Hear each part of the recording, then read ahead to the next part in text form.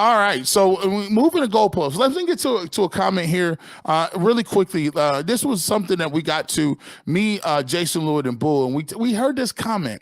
And you see why I always say, you got to make everybody better. We heard it twice here. I'm asking you, where did this come from? Where did this come from? And what are the expectations level? And are we moving the goalposts on Watson? At some point, the answer is T. Higgins. Yeah. But at some point, you have to rely on your quarterback to make the receivers better. That's what the elite quarterbacks do. Which is why they paid what they did for Deshaun That's exactly Watson. right. Yes. And for all the conversations about they have to upgrade the talent receiver, and they do, it also falls on the quarterback to make the guys around him better. That's correct. That's what the elite quarterbacks in this league do. So a lot of the time, I would probably say the defensive guy, but I do think T. Higgins is really good and is in that special class to where I would take him. Here's where I disagree. I don't disagree with your premise. I disagree that premise doesn't go for this era. Like, yeah, if we were in an era where Patrick Mahomes didn't exist, you could say, I'm going to just trust my quarterback to make everybody better. Deshaun Watson, if he upgraded all of them to 100%, the Browns still will have a hard time beating the Chiefs. He just would. I mean, he's got better talent around him than the Chiefs do. At receiver, absolutely. Outside of tight end. But Patrick Mahomes is Jordan. Agreed. Jordan can roll with Paxton. The Cavs can't roll with Paxton. That doesn't mean that Deshaun Watson shouldn't be able to make players better around him, which he hasn't so far. Okay, and if he does, and he elevates the game, I'm looking at the huge thing. Okay, you elevate. You had a nice season. Nice seasons ain't got nothing to do with the playoffs. Now, elevate, like you can, it ain't no more like elevating Elijah Moore to his 100%. That ain't gonna get nothing done. I mean, last year people were talking about 1,000 yards. That was ridiculous. But we tripped. Jason's point is fair. Some of it's on Deshaun Watson. It is. It is. There's no doubt. But the other thing you got to look at too is the competition is steep. Like the difference between a superstar and a star, maybe a couple little plays right here through there. But the amount of people that are good is just different. Like, so yeah, you need all the above. You need him to elevate people. You need better talent. You need to have a playbook that can get you some easy yards, and you need a defense. You ain't just one or the other. That's true.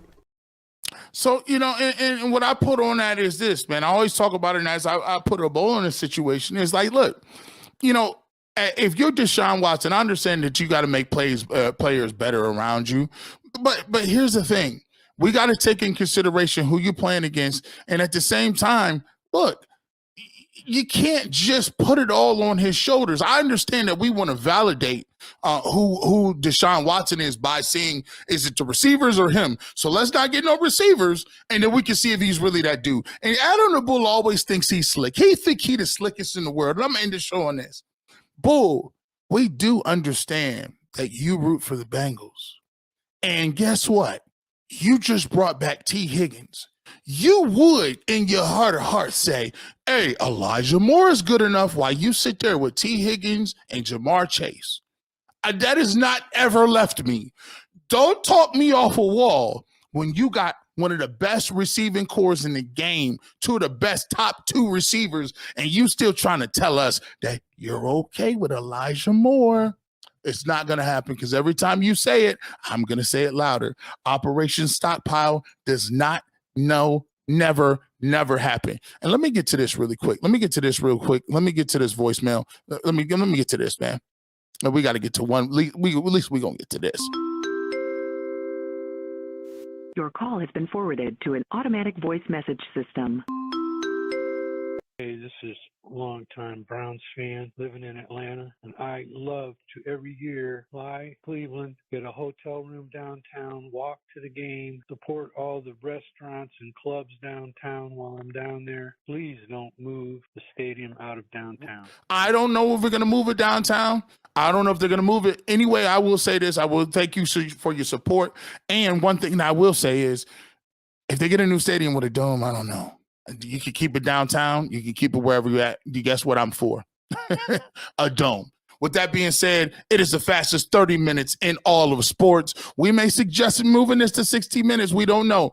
Thank you so much for tuning in. And as always, you never know where G. Bush is going to be. But one thing you can do is listen for the Clippers. Have a good rest of your evening and go Browns.